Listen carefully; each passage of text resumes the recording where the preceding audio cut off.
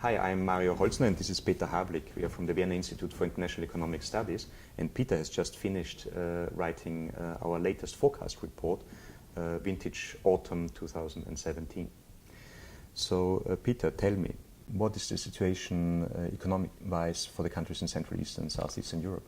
Well, thank you, Mario. The economic situation is now really very encouraging. We have not only global recovery, we have also recovery in the European economy, and countries which we cover in detail, Central, Eastern, Southeastern European countries, are naturally benefiting also from this global economic recovery.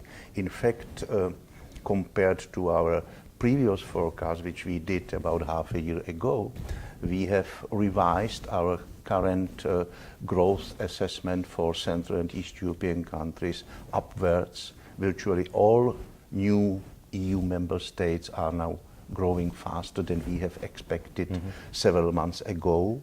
This is a very positive development.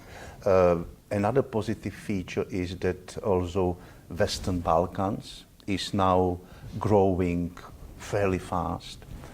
The only, I would say, gray spot or shadow is farther east in former Soviet Union, Commonwealth of independent states, where growth is also coming back. These economies are recovering, but at a substantially lower pace than would be needed for catching up, and also for at a substantially lower pace than Central and East European countries. And what is the expectation, what is the outlook for these three regions? What are the main growth drivers? Well, we are fairly upbeat regarding medium-term growth outlook for the whole region, but again there will be this sequential growth development. In Central and Eastern Europe, we expect growth to be near 4% per year in the medium-term perspective.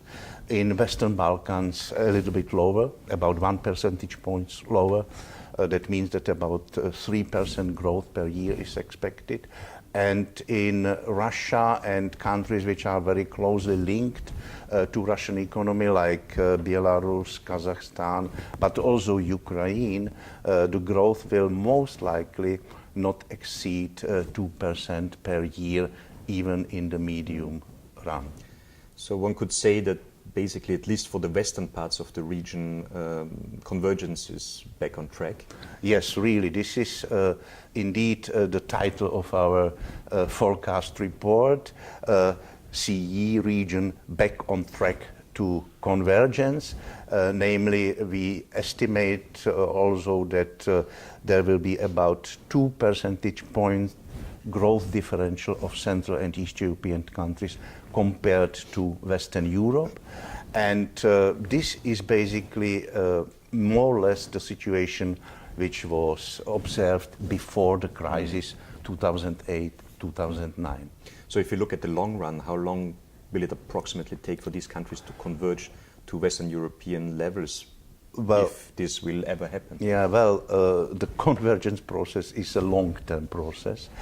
We have a number of countries which are already at a relatively high development level, like Czech Republic and Slovenia. Both these countries have now about 90% of the GDP per capita level compared to European Union average. And then we have other countries which are catching up pretty fast. Slovakia, one of the new tigers, the Baltic states as well. But the rest of the region is at a substantially lower development level, and it will take 2-3 decades before these countries will manage to reduce the gap by half compared to average of the Western Europe. Recently, and also after President Juncker's speech, the issue of euro accession of those member states that have not yet taken over the euro as their currency, so basically Czech Republic, Hungary, Poland, for instance, also Romania, Bulgaria, became an issue again. So what is the perspective on that? Would it be good for these countries to actually take over the euro? So if we abstract of all political aspects and issues, which are very important also, then we can see that in general, and again, apart from the contractual obligations which these countries have as member states of the European Union, then if we look from the purely, so to say, economic point of view, we can see that countries like Bulgaria and Croatia would definitely benefit from adoption of the euro. The situation is similar in Hungary and Poland. Also, these countries would at least not be harmed by accession to the eurozone. And the thing which is a little bit unclear is especially the Czech Republic, which is a kind of a specific animal, both regarding the monetary policies, both regarding the economic development level. And here we think also that the adoption of the euro would at least do no harm for the Czech economy.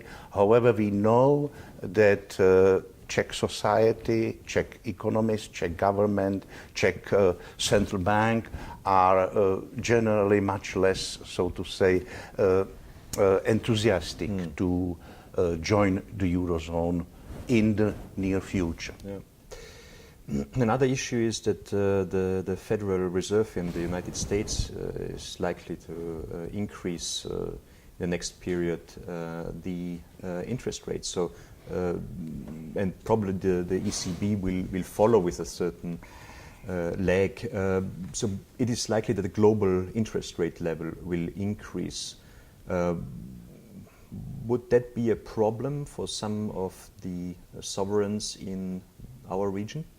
Well, this is one of the topics which we deal with in our forecast report. There is a special section related to this issue. First of all, general expectation is that monetary policy will be gradually more restrictive, slowly. The European Central Bank will most likely follow the US Fed with some delay, and it has already recently reduced the buying or issuing of this quantitative easing. Now, this means that the yields on government bonds will also go up, and this includes government bonds of countries in Central, East and Southeastern Europe, which we are covered. Generally, there is again a lot of differentiation among these individual countries, so one can hardly say any final general assessment for the region as a whole, but the analysis shows that in terms of this ability to service the debts and service the foreign exchange indebtedness, the region as a whole is definitely not in a better position than it used to be before the crisis in 2008-2009. That means that in general a certain caution should be warranted.